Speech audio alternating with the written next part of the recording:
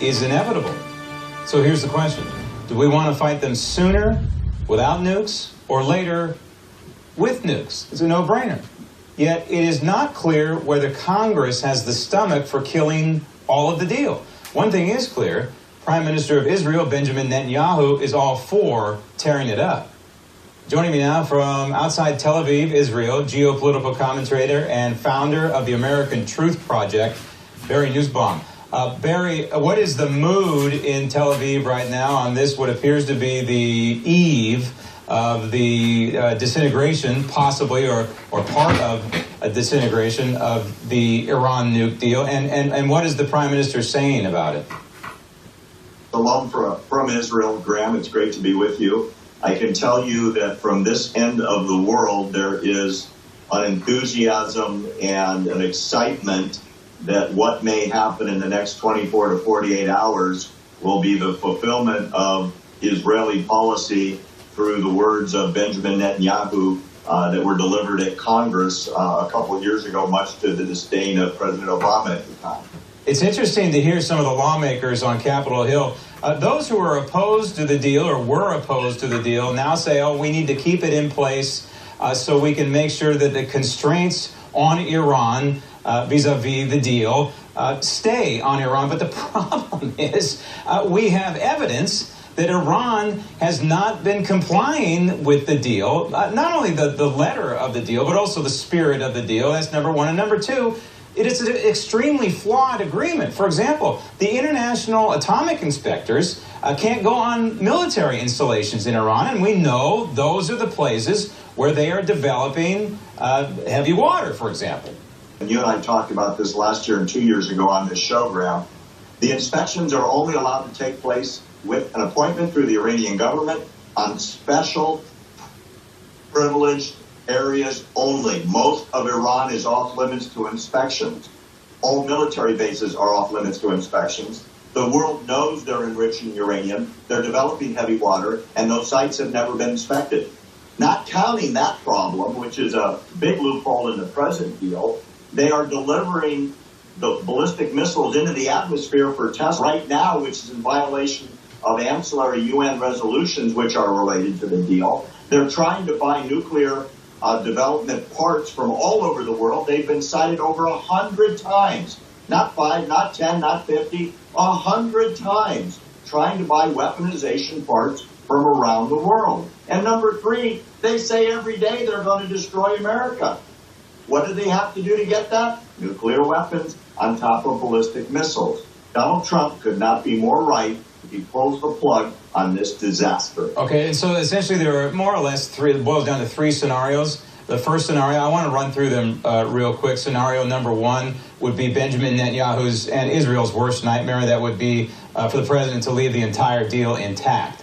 That brings us to scenario number two, which would be to have the president decertify and recommend to Congress that the deal be decertified, and then Congress would ostensibly apply more sanctions to Iran, but we don't know if they have the guts to do that. And then there's scenario number three, which is kind of a hybrid of the first two, and that is to leave certain elements of the agreement in place and then rewrite the thing, a.k.a. renegotiate the thing. And this is what we're hearing from the White House and from the fourth branch of government. These are the holdovers from the Obama administration who are rooting for the president to, if he doesn't keep the entire thing, to keep pieces of it. And I think that would be a big mistake. Yeah, I couldn't agree with you more, Graham. The whole thing's got to go in the trash can. We are not doing anything as Americans to prevent Iran from getting nuclear weapons. In fact, the agreement guarantees they'll have nuclear weapons at the latest when the deal expires, and probably much sooner. The truth is they're developing missile systems to hit the United States. They can probably already destroy Europe if they wanted to. We need to throw the deal out and start over. And by the way, Iran says every day they will not renegotiate one single word. The problem Trump has is Europe is aligned against us because they're making billions in trade and oil deals because the sanctions came off. If we put the sanctions back, we have to control the International Bank of Settlements to choke the money off to Iran. That has to be part of whatever Congress will do, Graham. And that's really important.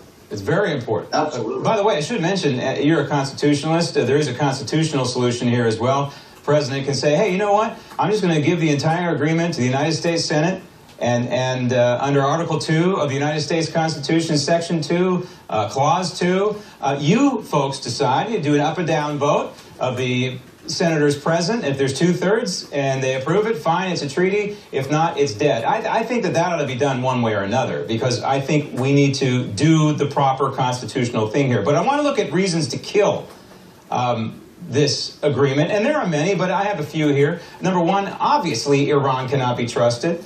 Number two, as mentioned just a few minutes ago, they violated the agreement, both in spirit and in letter of the agreement. And you touched on this just a few seconds ago, is the economy of Iran. These are not dumb people. These are intelligent people. They have the ability to bounce back after sanctions are lifted and bounce back quickly. And so if the economy of Iran is allowed to grow, then over time, under this agreement, then sanctions are going to be rendered virtually meaningless. And then there's the final one, Barry, that I want to talk to you about, is North Korea. In Iran, you have a wealthy country that's in desire of nuclear weapons. In North Korea, you have a relatively poor communist country that has nuclear weapons, and you really have to wonder if the two are colluding as we speak. We already know, Graham, that they are. There have been numerous instances of technology moving from North Korea to Iran and being intercepted. North Korea is flat broke and has nuclear weapons, maybe a lot of them. And if they partied with 2 or 3, Iran would become a nuclear weapons capable destructive force within hours. And it could happen, Graham. You're hitting the nail on the head. But more importantly, Iran has taken the billions and billions and billions that Obama gave to them, and they're exporting terror everywhere. They're in every country in the Middle East that's Arabic, and they're trying to upset the apple cart with the Sunni countries, which is why the Sunnis are all talking to Israel every day. The enemy of my enemy is my friend. And that's the politics here in Israel right now, Graham. Everybody is scared to death that that deal might stay in place even a little bit and give Iran the runway it needs to become a terrible menace to the world. I think truly the greatest, scariest country on earth. Practically speaking, this deal needs to be killed, but also philosophically speaking, I think, as a holdover from the Obama administration, a nice little punctuation for the world to know, not just the climate deal in Paris, but this. This is very important, because if there's another war, I firmly believe it's not going to be the United States and freedom-loving countries against North Korea. I think the next war quite possibly could be with Iran, and we better be serious, and we better be ready for it. Barry, thank you.